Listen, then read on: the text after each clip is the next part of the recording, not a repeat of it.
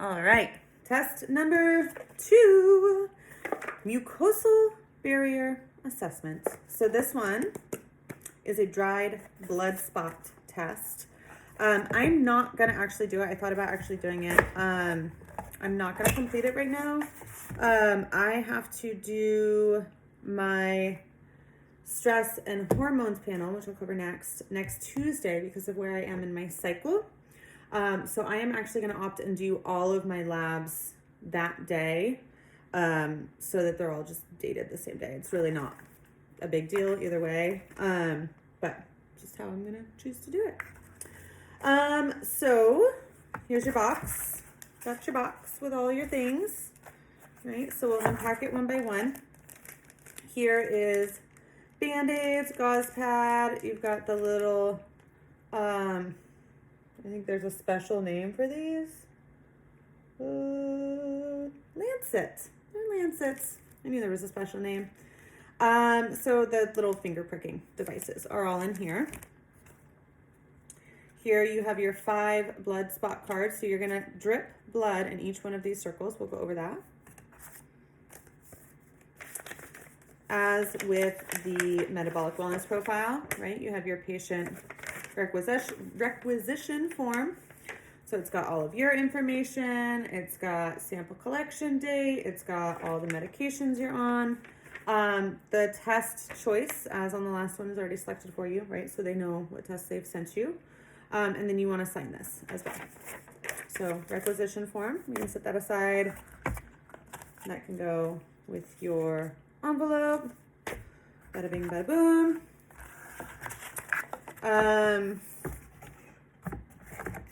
So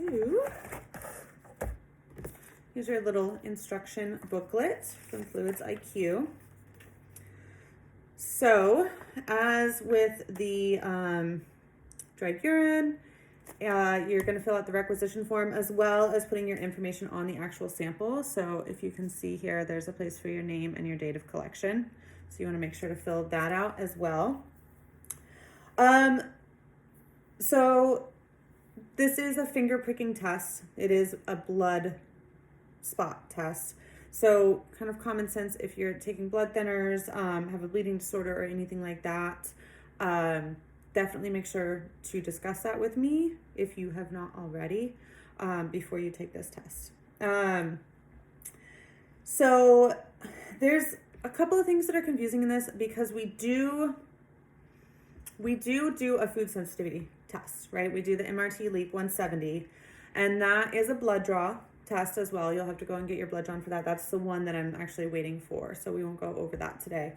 But so that one is a food sensitivity test, and that's solely food sensitivities. It doesn't matter whether you've eaten the food recently or not, which is one of the reasons we choose that test for food sensitivities.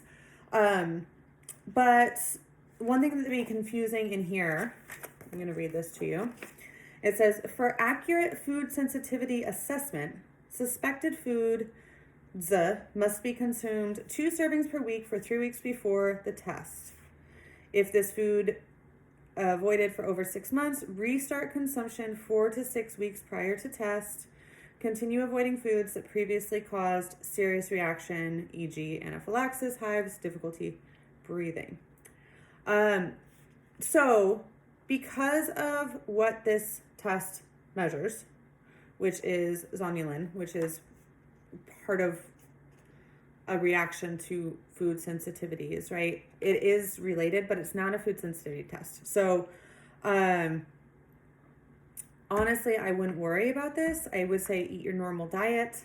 If there's something, I don't really want you to go and try to agitate your system, right? If you think you have a food sensitivity to something and it doesn't make you feel well, you don't necessarily need a test to show you that.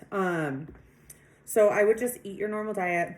It says do not stop nutritional supplements since results may reveal special needs not resolved by recent supplement and dietary intake. One thing that you do need to do is discontinue immunosuppressive drugs such as cortisone for 60 days prior to testing. So prednisone, cortisone, any of these things, steroids, right? 60 days, that's a long time. So if that's the case, that's the case. And we can wait, you know, a full 60 days to start all of the testing. We can start where we are with what we have. It's kind of up to you. I prefer to start where we are with what we have. But we can talk about that if you have recently had some of these drugs in your system, and we can work around that. Shipping note, right? I mentioned some of these have shipping notes. Ship specimen within 24 hours of collection. So don't take the lab, leave it on the floor of your car, drive around with it for a week. Oh shit, gotta mail it, right? 24 hours. So make sure whenever you do this test, just make sure to get it in the mail the same day. So as far as actually taking the test, place the contents of the box on a clean, flat surface. So use your table, make sure it's clean. Put your card out here. If you want, you can kind of tuck this a little bit. It doesn't really matter either way. I actually think it's better if it's all the way flat. Actually should be flat.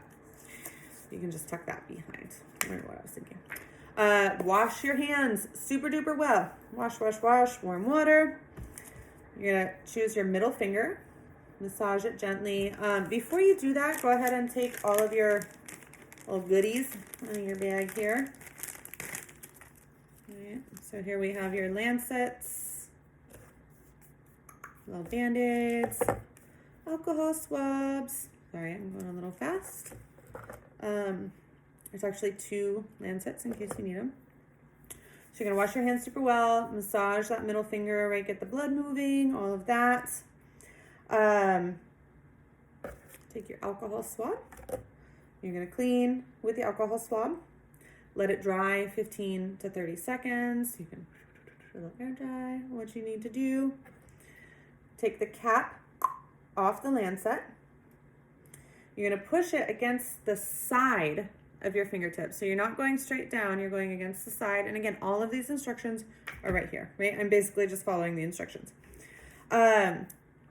Once you've got that prick, right, it's gonna be a poke. Take your finger, holding it over the card, and you're gonna massage your fingertip and let the blood fall onto the card.